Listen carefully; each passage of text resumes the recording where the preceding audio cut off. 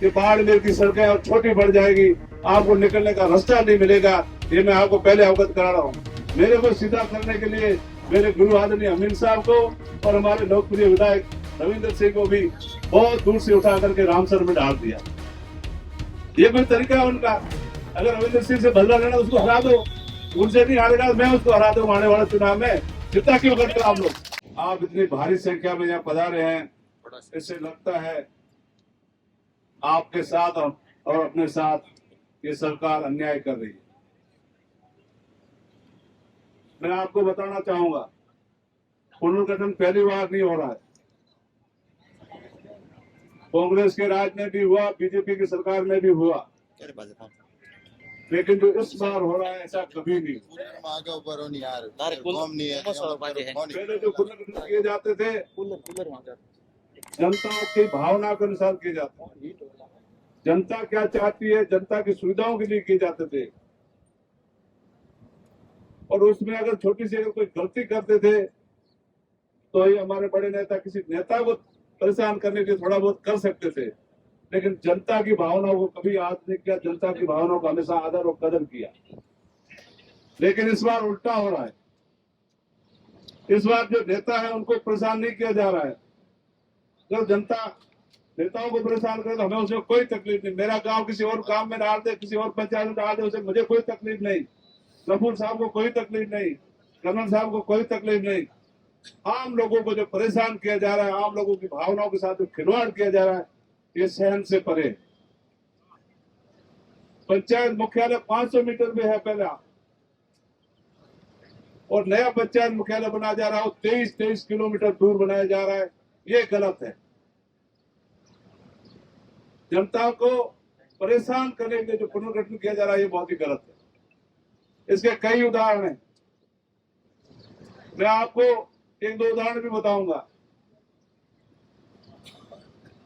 हमारे शिव विधानसभा में एक पंचायत बनाई जा रही है जाड़ीला।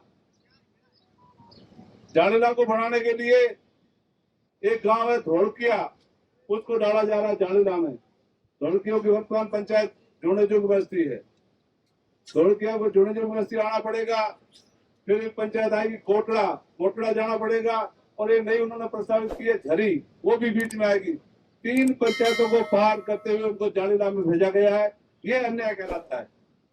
ऐसे कई उदाहरण है, ऐसे कई उदाहरण है।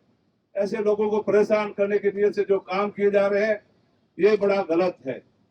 इन्होंने इस बार कई ऐसी पंचायतें जो बनी हुई है उनको खत्म भी किया है। हमारे पड़ोस में जैसलमेर जिले के मामला हो, चाहे धोरिंगा का मामला हो, चाहे बालोतरा का मामला हो, बाड़मेर जिले में भी ऐसी कई पंचायतें हैं जिनके नाम चेंज किए जा रहे हैं, उन पंचायतों को खत्म किया जा रहा है। ये जो नई परंपरा शुरू कर रहे हैं ये बड़ी गलत है।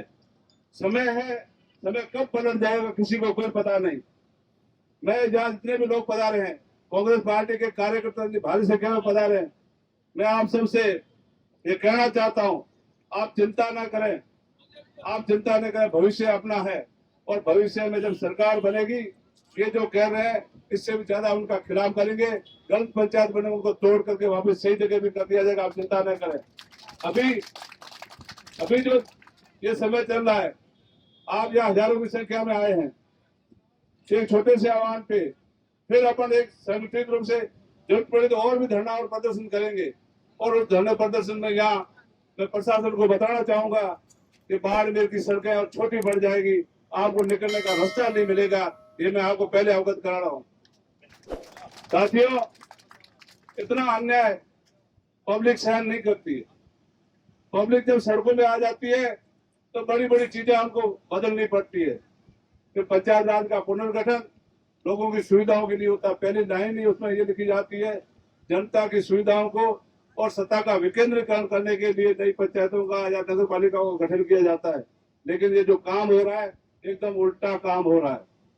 हमारे यहाँ नेताजी ने अपने दादाजी के नाम से पंचायत बना दी, अपने संबंधी और सगा के नाम से पंचायत बना दी, जहाँ पर एक भी घर नहीं है, एक भी ढाणी नहीं है, और एक भी ऐसा नहीं। और सैकड़ों साल सेटलमेंट के वक्त के जो गांव बने हुए उन गांवों को उन्होंने छोड़ दिया। उसमें कई और भी गलत काम किए। ऐसे अधिकारियों के भी नाम से, अधिकारियों के नाम से जितने रिश्तेदार थे उन सबकी पंचायतें बना दी गई।